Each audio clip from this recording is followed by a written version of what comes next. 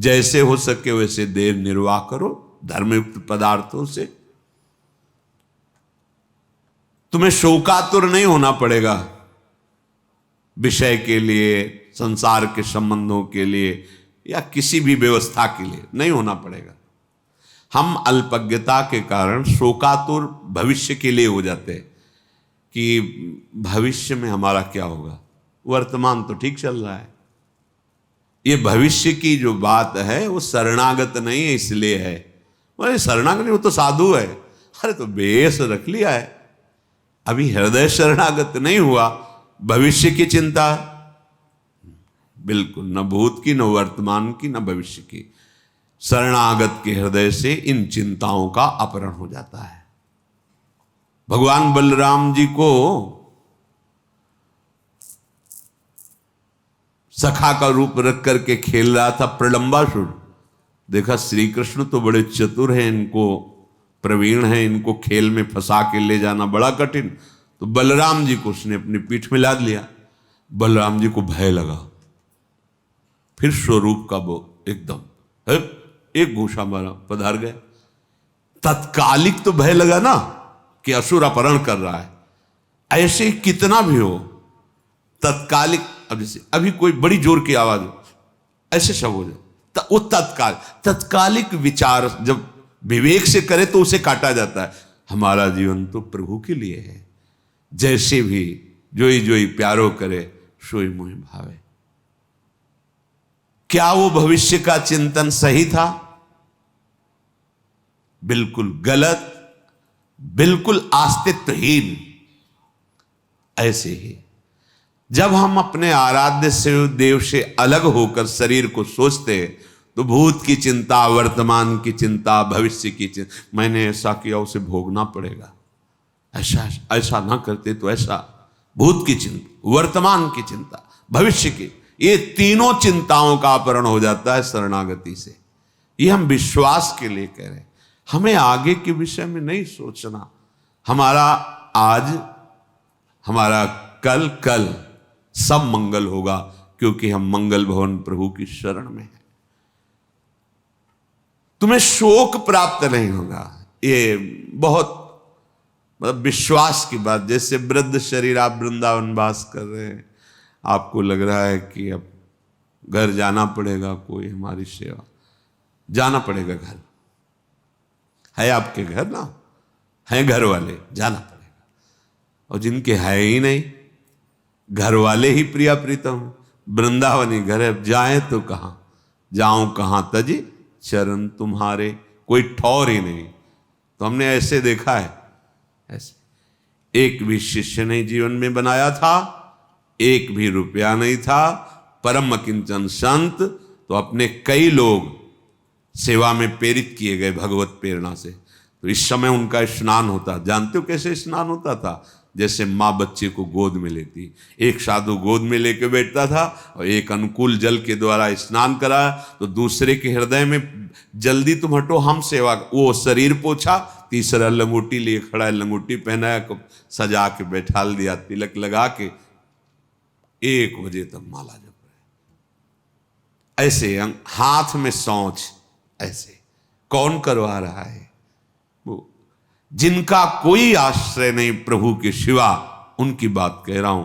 ऐसे अगर आपका भरोसा है ना, परिवार है, घर है, जहां है वहां जाना पड़े। जब है ही नहीं तो फिर जो हैं वो विविध रूप धारण करके सेवा करते। इसलिए विश्वास को कभी मत डालो, विश्वास को मत हिलने दो। हमारा भविष्य में क्या होगा, अगर ये चिंता है तो अभी शरणागत तुम नहीं हो। उपासक की बात कहने की जरूरत नहीं रहेगी। अगर सही निष्ठा है तो हृदय में ही वो स्फुरित ही नहीं होने देगा जिसके तुम आश्रित हो। जानते हो यहां विकार कैसे भेजे जाते हैं? तुम्हारी विवेक बुद्धि की परीक्षा और बल निरीक्षण करने के लिए ऐसे तुम्हें छोड़ दिया गया, और बिल्कुल तैनात खड़ा है वो, कहीं भी तुम्हारे ऊपर अटैक नहीं हो सकता। पर तुम कैसे बचाव कर सकते हो, कैसे निकल सकते हो? अगर प्रवीणता है तो ठीक, अगर रो दिए तो वो दृश्य नहीं रहेगा भय वाला। जब वो उपस्थित है तब, और अनुपस्थिति में तो आएगा ही नहीं। तुम सोचते क्या हो? जो आराध्य देव है, जो गुरु तत्व है, वो वहीं बैठा रहेगा जहां से स्फुरित होता है, वहीं दबा देगा। प्रश्न की जरूरत ही नहीं पड़ेगी, पुकारने की जरूरत ही नहीं पड़ेगी, तुम शरणागत हो। पर वो अल्पज्ञता होने के कारण हम प्रकट को तो महत्व देते हैं और बाद के लिए सोचते हैं जब अप्रकट हो गए तो कैसे चलेगा। नहीं, आप देखना, प्रकट से ज्यादा सानिध्य अप्रकट में रहता है। अब भी प्रकट में आप हमारे पास कितनी देर रहते हैं, लेकिन आप हमारे वचन, हमारे आराध्य देव का नाम और मंत्र जप कर रहे हैं तो हर समय आप हमारे सानिध्य में अनुभव कीजिए। अगर आप ऐसा करते हैं तो आपको अनुभव में आएगा। गुरुदेव का कितना दुलार है, एकांत में पता चलता है, रोना आता है। आपके लिए जो तन मन प्राण है, कि जितना होना चाहिए वो है ही नहीं हृदय में, पर वो देने वाले इतने कृपालु हैं कि वो अपनी तरफ से देते ही चले जाते हैं। यहां सर झुकता चला जाता है कि अहेतु की कृपालु, अहेतु की कृपालु।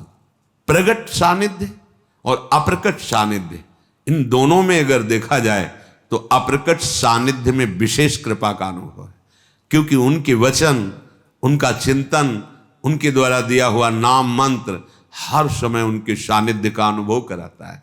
अगर ये नहीं तो प्रकट सानिध्य में रहते हुए भी आप अनुभव नहीं कर पाएंगे प्रकट सानिध्य के सुख का, निर्भयता का, शांति का, आनंद का। इन किन प्रकार जैसे वैसे आप शरीर का निर्वाह करते हुए शोक रहित होइए। इतना बड़ा मार्ग मिल गया है, फिर भी आप लालायित हैं कि आपको भोग नहीं मिल रहे, आपका मनोरंजन नहीं हो रहा, आपको कोई वस्तु की चाह समझ में नहीं आ रहा। अभी आपको जो मिलने के लिए घसीटा गया है, उसके लिए भारी भारी तपस्याएं करके भी वो फल नहीं प्राप्त कर पाए। हम तपस्या कर ही नहीं सकते वैसी, इसीलिए घसीटा है श्री जी ने कि तुम इस आओ, हमारे दुलार, हमारी कृपा के द्वारा तुम्हारा पोषण होगा। फिर तुम क्यों चिंता करते हो? क्या तुमने ऐसी तपस्या की, साधना की, संकल्प किया, तब ये पदवी प्राप्त की जो आज हो जहां? नहीं, तुम जानते भी नहीं हो तो घसीटा ना तुम्हें। तो जब इतना घसीट लिया तो आगे के लिए वो छोड़ थोड़ी देंगे। इनका स्वभाव एक बार जिसे पकड़ लिया उसे कभी छोड़ते नहीं। पहले तो मानो ये बात कि तुम्हारा मन और इंद्रियां अनर्थकारी हैं। अब इंद्रियों को दुलार करना बंद करो, ये घोर अनर्थ पैदा कर देती है, घोर अनर्थ। वर्षों लगता है इंद्रियों को कब्जे करने में, कुसंग में कुछ मिनट में वर्षों के द्वारा शासन में लाई गई इंद्रियां एकदम फ्री हो जाती है। वर्षों की कमाई एक मिनट में गमाई। बहुत बड़ी चाल है इन इंद्रियों की। साधक उन्हीं इंद्रियों से खुशी चाहता है, आनंद चाहता है। वो देखकर मनोरंजन करके समझता है मैं बहुत विद्वान हूं, बहुत ज्ञानी हूं, बहुत चतुर हूं, हमारी कोई बात जानता। अरे किसी के जानने की जरूरत नहीं, तुम ही जान जाओगे। रोगे, कोई आंसू पोंछने वाला नहीं मिलेगा। हमारी ये बातें कड़वी जरूर लगेंगी, लेकिन बहुत मीठा फल देने वाली। यद तग्रे विषम्यु परिणामे अमृतोपमम। ये बातें सुनने में तुम्हें विष जैसा लगेगा, परिणाम में अमृत मिलेगा। विषय भोग प्रलोभन की बातें अमृत जैसी पहले सुनने में लगती, परिणाम बहुत भारी विषवत होता है। विदधदिव सशोको एन केनापि देह स्थित मधिवश वृंदारण्य में कांतरत्या। अब इन इंद्रियों को दुलार करने का प्रयोजन छोड़ो, पहले निश्चय करो शास्त्र सम्मत विषय सेवन करेंगे, अन्यथा नहीं। तो जो जहां है शास्त्र अधिकारानुसार भगवत समर्पित विषय, यही सबसे बड़ा बंधन है। यही बंधन जिसे आप सुख समझते हैं ना, यही सुख भाव से इस ज्ञान समुद्र जीव को बांध लिया माया ने, जिसका कभी भी बंधन नहीं हो सकता, वो इसी सुख भाव से बंधा हुआ है। अगर दुखालय को दुख बुद्धि से देख पावे तो अभी भाग पड़े भगवान की तरफ, इसीलिए नहीं भाग पाता। बुद्धि है, प्रयोग उसका नहीं।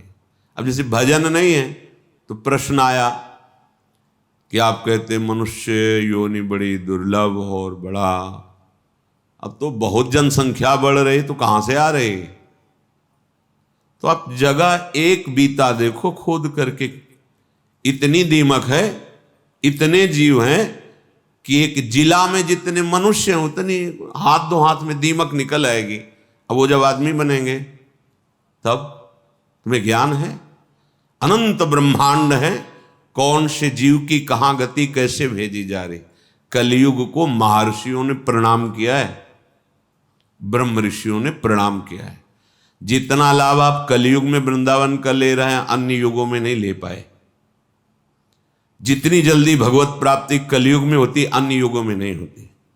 10-10 हजार वर्ष तपस्या करके जो फल प्राप्त अन्य युगों में करते थे, दाहिने पैर के अंगूठे के बल खड़े होकर, दोनों हाथ उठाकर आकाश दृष्टि करके मंत्र जप कर रहे हैं, जल में खड़े होके 24 घंटे नाम कीर्तन में वो फल प्राप्त हो जाएगा। जो 10,000 वर्ष तपस्या, कलयुग बहुत प्रणाम करने योग्य है। पर आप भगवद विमुख हो जाओगे तो भ्रष्ट कर देगा, नष्ट कर देगा।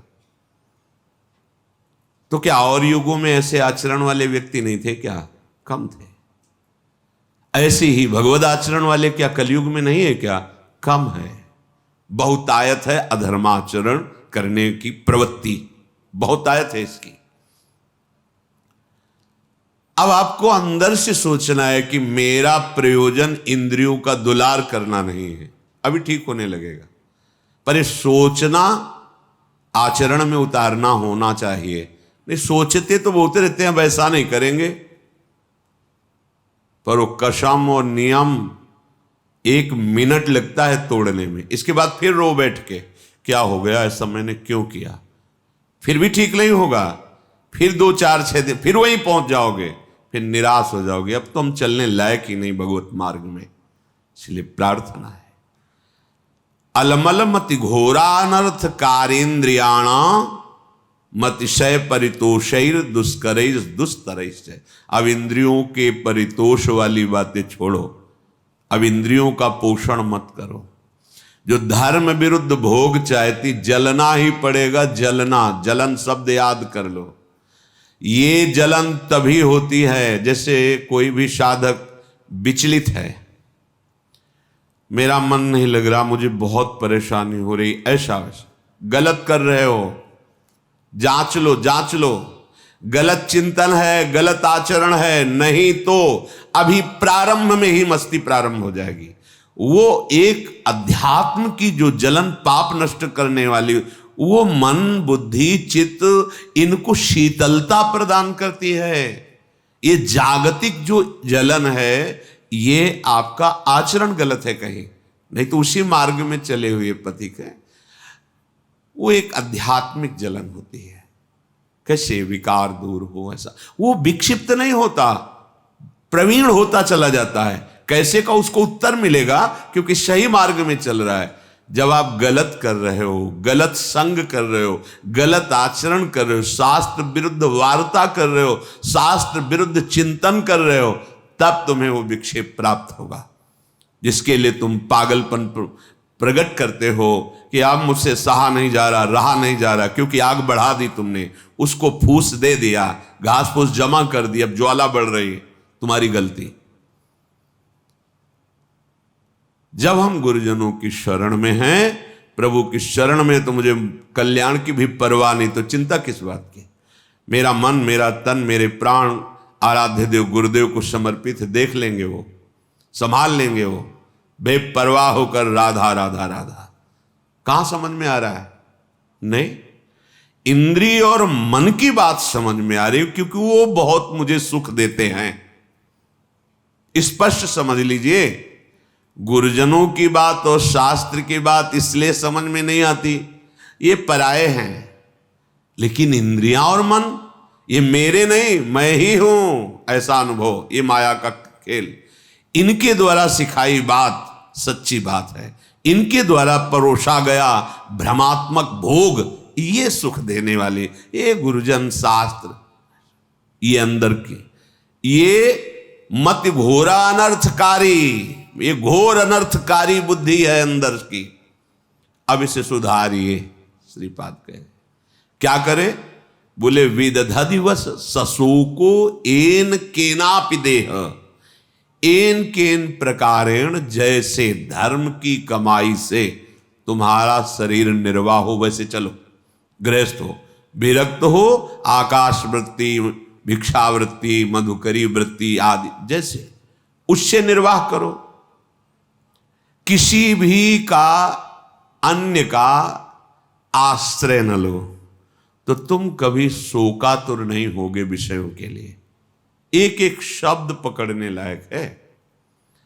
अगर आप धर्म पूर्वक चलते हैं, धर्म की कमाई से नमक रोटी खाते हैं, आप चैन में रहेंगे, मस्त रहेंगे, क्योंकि भगवत मार्ग के पथिक है। गृहस्थ होते हुए आप अधर्म की कमाई कर रहे हैं, करोड़ों रुपए जमा हैं, भगवत विमुख हो, तुम्हें चैन नहीं मिल सकती, जिसे शांति कहते हैं, जिसे विश्राम कहते हैं, जिसे आनंद कहते हैं, स्वप्न में अनुभव नहीं हो सकता।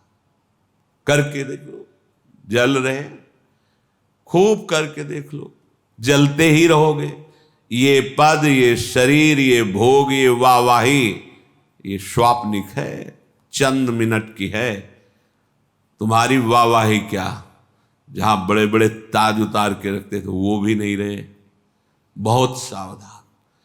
ये अहंकार, ये इंद्रियों का दुलार, ये मन का दुलार तुम्हारा अनर्थ है, अनर्थ। समझ में नहीं आ रहा, समझ जाओ, निकल जाओ। तुम ही फंसे हो, सुख की बुद्धि ने तुम्हें फंसाया है, और इसका नाम दुखालय है, सुख नहीं है, नहीं है सुख। तुम्हारी बुद्धि अनर्थकारी तुम्हें धोखा दे रही है। अभी कैसे समझ, बहुत अल्प बुद्धि है, तर्क करते हैं, तर्क करते हैं। अब तर्क तो उस बुद्धि में जो पवित्र है, तो पवित्र तर्क आवे। अब बहुत अज्ञान से घिरी हुई बुद्धि क्या इन शास्त्रों को समझेगी? तुम्हारा भोजन ठीक नहीं, थोड़ी भी मर्यादा नहीं, गुरुजनों का सेवन नहीं, पवित्र विचार नहीं, तो तुम शास्त्र समझ जाओगे। जो ब्रह्मानंद में, भगवदानंद में छके हुए महापुरुषों ने आंतरिक अनुभव लिख, वो तुम समझ जाओगे। बहुत बड़े महापुरुष हो गए तब तो। नहीं, पहले शरणागत हो, अहंकार गलित करो, फिर जब अहम रहित बुद्धि होती है, वो भगवदानंद पर विचार करने की योग्य हो जाती है। अभी तो देहाभिमान है, जितना भी चिंतन करोगे वो प्रकृतिजन्य ही होगा। तो जैसे बने एन केन प्रकारेण, धर्म युक्त पदार्थों के द्वारा शरीर यात्रा करो। एन केनापि देह स्थित, ये चटोरापन इंद्रियों का बंद करो। बहुत खा पी लिया है, बहुत सब ये जो गंदे गंदे पदार्थ, दूसरों के शरीरों का हनन करके खाने की बातें, कैसे निकृष्ट बुद्धि हो गई। उल्टी नहीं आती तुम्हें, बमन नहीं होता तुम्हें बात सोच के? पर बुद्धि है, देखो अनर्थकारी बुद्धि है। अरे बहुत बलिष्ठ कर देता है, खाओ बस, विजय प्राप्त कर लोगे। किस पर? किस पर विजय? इंद्रियों के गुलाम होते जा रहे हो, मन के गुलाम होते जा रहे हो, विषयों की अधीनता बढ़ रही है। तुम स्वतंत्र कहां हो रहे हो? तुम विजयी कहां हो रहे हो? तुम तो हारते चले जा रहे हो। भला कहीं अपवित्र पदार्थ पाकर तुम्हारी बुद्धि प्रवीण होगी, ठीक से निर्णय कर पाएगी? मान जाओ हमारी बात, यही माया की चाल है। सावधान, ये अनर्थकारी बुद्धि तुम्हें नष्ट कर देगी। तुम श्रीधाम वृंदावन का आश्रय लो, सत्संग सुनो, प्रिया प्रीतम के चरणारविंद की दृढ़ता हृदय में आ जाए तो सब विकारों के जीतने की सामर्थ्य आ जाती है। अच्छा ही नहीं लगता, सही मानो। देखा है, कभी कभी हम कहते हैं कि भगवान के चरित्र से भी बढ़कर भक्तों के चरित्र में हमें विशेष आनंद और विशेष अनुभूतियां मिलती हैं। क्यों? क्योंकि जब भगवान के लिए कोई आश्चर्यमयी बात आती है तो ये हमारे हृदय में बैठा ना कि कर तुम अकर तुम अन्यथा कर तुम सर्व समर्थ भगवान है, कोई आश्चर्य नहीं होता क्योंकि भगवान है। लेकिन तब आश्चर्य होता है जब वो प्रकृति की धरा में और फिर वो भगवत धरा की ऊंचाई में, तब आश्चर्य होता है कि हाँ ये बात आश्चर्य वाली है। मायाकृत प्रपंचों में फंसा हुआ फिर मायातीत इतनी ऊंचाई, वो बात समझ में आती। कैसे चला, कैसे माया को त्यागा, कैसे भगवदानंद में मगन। मेरे प्रभु का कोई भी कृत्य आश्चर्य में थोड़ी है, वो तो सर्वाश्चर्य में स्वयं है सरकार। कर तुम अकर तुम अन्यथा कर तुम, अन्यथा कर तुम, जो हो ही नहीं सकता वो भी कर दे। जैसे आप केवल कान से ही सुन सकते हैं, प्रभु किसी भी रोमकूप से देख सकते हैं और वहां से सुन सकते हैं, कहीं से भी आहार ग्रहण कर सकते हैं। कर तुम अकर तुम अन्यथा कर तुम, वो सर्वतो मुख वाले सर्वतो नेत्र वाले हैं। बिल्कुल महर्षियों ने गाया फिर भी कह दिया कि सामर्थ्य नहीं कि आपकी उन प्रभु की महिमा में कोई आश्चर्य की बात है। श्रीपाद कह रहे हैं, लुठन रासस्थल्याम निरवधि पठन कृष्ण चरितम। जैसे हो सके